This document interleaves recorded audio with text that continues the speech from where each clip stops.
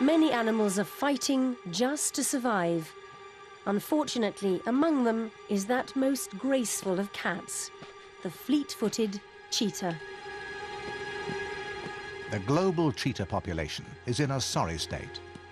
There are fewer than 15,000 left in the whole world. Some farmers even see them as a threat to their livestock and shoot them. And cheetahs have a very low sperm count, so low that if they were livestock, they'd be classified as infertile.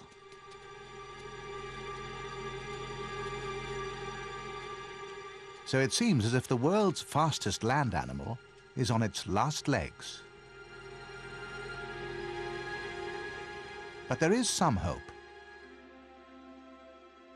This is the Devolt Cheetah Research Center in South Africa. It has over 115 cheetahs in breeding programs, making it the top captive breeder in the world. Alan Strachan is the head keeper at the center, and he knows more than anyone else about breeding them.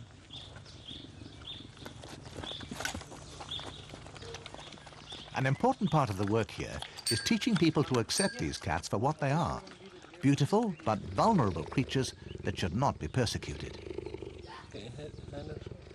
Devolt also breed the rarest cheetah in the world, the king cheetah, with its striped instead of spotted coat. Once thought of as a separate species, they're now known to be a genetic variation. Visitors are often surprised to learn about king cheetahs.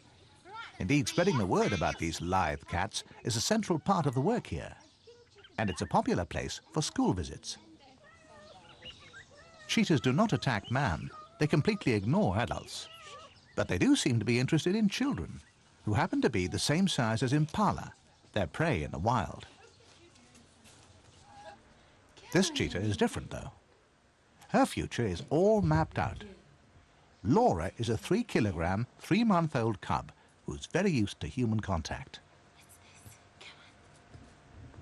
She's been deliberately domesticated so that she can be taken to schools and used to educate people. You can come in, you just have to close this gate.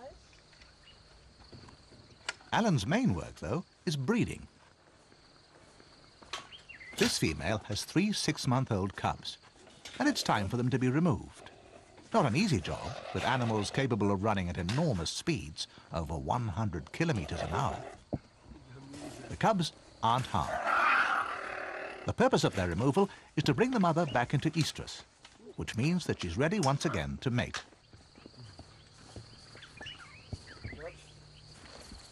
After being caught, the cubs are dusted with insecticide and a tiny transponder is injected under the skin to help identify them later and so prevent any interbreeding.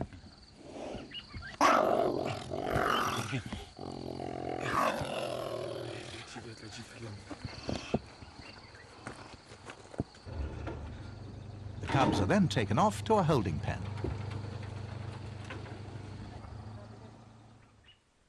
After a while in here, they'll be released into a much larger enclosure beyond.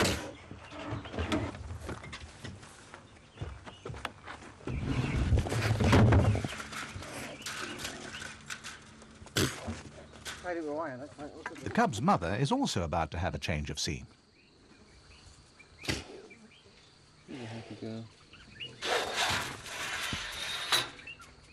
Now that the cubs are no longer with her, she'll soon come into heat again. And then she too will be moved to a holding area, adjacent to a quaintly named thoroughfare. The females are now all in separate enclosures on the right, and 2 carefully selected males will be allowed to roam up and down Lover's Lane until they find something they can't say no to. Once the female has settled down, the boys are brought out to walk the walk on the other side of the fence, a bit like blind date. All the female has to do is wait for Mr. Right.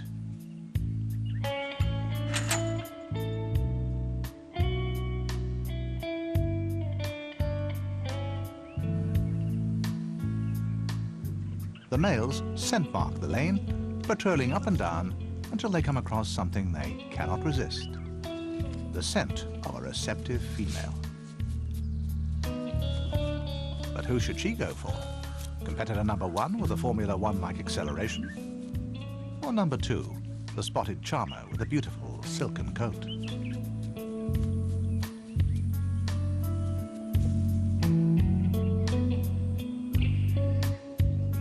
Number 1 seems to have found something he likes.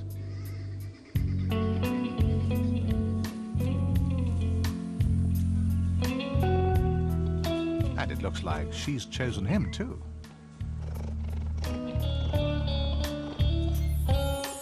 He says he likes kids and wants to travel. She says travel's fine, but let's not rush into things.